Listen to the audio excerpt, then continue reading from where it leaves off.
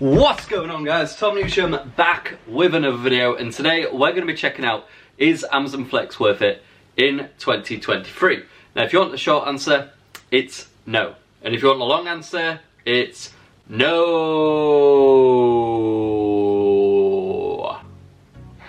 But in all seriousness, today we're going to be exploring why Amazon Flex is perhaps not as lucrative as it once was in the past. Now there's many theories about this which may or may not be true. There's a lot of emotions flying around, so I'm going to try and keep it as factual as I can, and when I am giving my own opinion about something, I'll make sure that's clear and it may or may not be the case. But first of all, how has Flex changed? Now I had a very popular video about a year or so ago just going through the ins and outs of Flex, seeing it through the eyes of a newbie and just taking you on my first or one of my first Amazon Flex shifts. It was really just one of those YouTube videos. I did Amazon Flex for X amount of time and I made this much.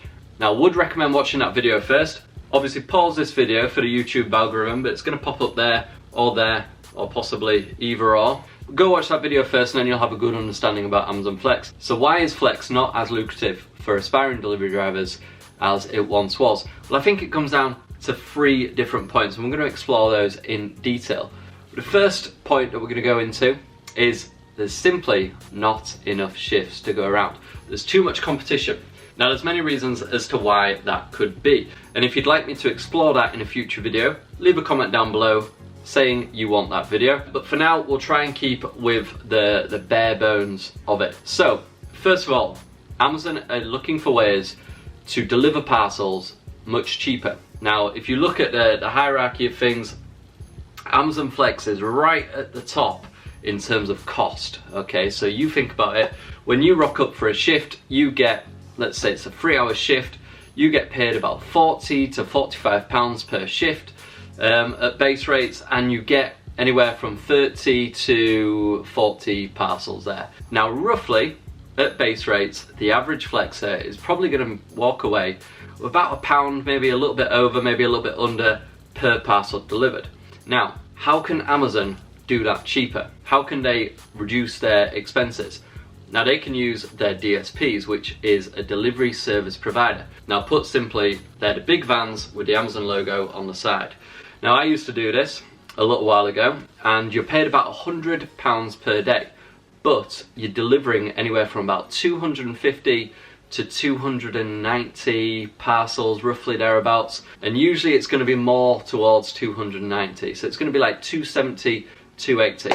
Now again, you don't have to be a genius to figure out that that's less than £1 per parcel, but put simply, Amazon are going to make more money and more profit by giving them to the DSPs than they are the flexers. Again, I think Flex for Amazon are kind of like a last resort, or delivering to awkward areas where vans maybe aren't going. So again, when you open the app and you're refreshing for 5, 10, 15 minutes and there's no shifts available, that's probably why, because they're giving more to their DSPs. But also, they've onboarded more flex drivers as well. So not only are there more drivers, there's less shifts, and therefore it becomes a very competitive environment. Now this leads on to a point that we're going to get to further on in the video. I'll give you a clue, rhymes with pots. Now reason number 2 about why Amazon Flex is not as profitable for flexers anymore is last year they decided that everybody needed to be insured through their own insurance in order to deliver with Amazon Flex. Now previously, I believe Amazon actually insured all the parcels themselves in your vehicle.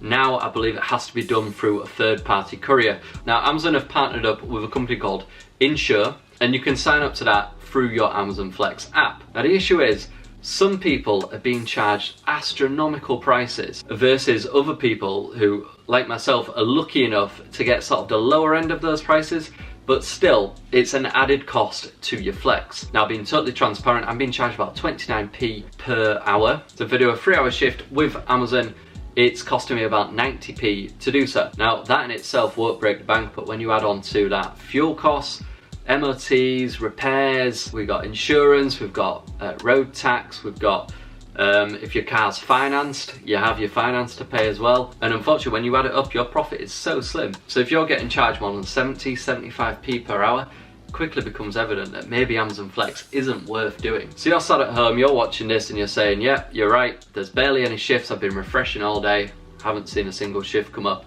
and I've got to pay for my insurance, that sucks. what else could be going wrong with Amazon? Well, unfortunately, because of the competition, many people are using bots, third-party bots, in order to book their shifts. Now again, this is where we're sort of getting into murky territory about how true or not this is. I know for a fact some people are using them, and I know for a fact that they're promoting them online through group chats, through Reddit, through probably Facebook groups, that sort of thing as well. So they are a thing, that's an undisputable fact, and I know Amazon are trying to deal with the problem as well. However, how much of an impact it makes is really up for debate. I don't recommend using bots because Amazon have said if they find out you've been using a bot, you'll be unboarded and you won't be able to come back to doing Amazon Flex. But with the bots, it's just something else that unfortunately Amazon just have not got control of that is affecting long-term flexers. So because of that, giving more parcels to the DSPs, onboarding way too many drivers, as well as the bots that are, you know, taking away a set amount of flex shifts from, you know, people who don't want to use bots and want to get them the legitimate way, like myself. Unfortunately, it keeps prices suppressed and you're not going to see many surges, if you even see any shifts at all. And because there's a lack of shifts or too much competition or whatever it is, people are just taking base rates. Now, that's fine. I understand why they're doing it, because if you don't take a flex, you're not going to be paid for the flex. I understand that. So I'm not going to come on here and say, don't accept base rates, don't accept base rates. Look, if you need the money, by all means, go ahead, accept base rates. However, it is much more lucrative for everybody if people do not accept the base rates and only accept it when prices surge. Now, is this going to be the case forever? Probably not. You might be watching this in 2024. I recorded this in 23. You might be watching this going, what are you talking about? There's so many Amazon Flex shifts, they're surging all the time, it's the golden age of Flex. However, right now, I can't say I recommend it, especially to newcomers. Now, I know a lot of people have probably already moved on to other things. I know that Every do a sort of similar Flex thing, so I might do a shift there, see what it's like, record a video for it. Let me know if that sounds like something you'd like.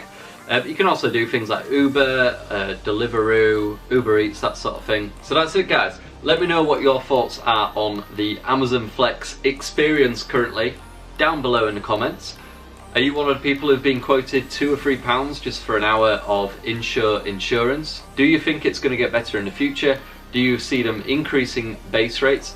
Leave all of that down below in the comments. I'd love to have a discussion with you guys down below. And don't forget to do all the usual stuff down there as well. Subscribe, ring the notification bell, smash the heck out of that like button, and I'll see you guys in the next video. See ya!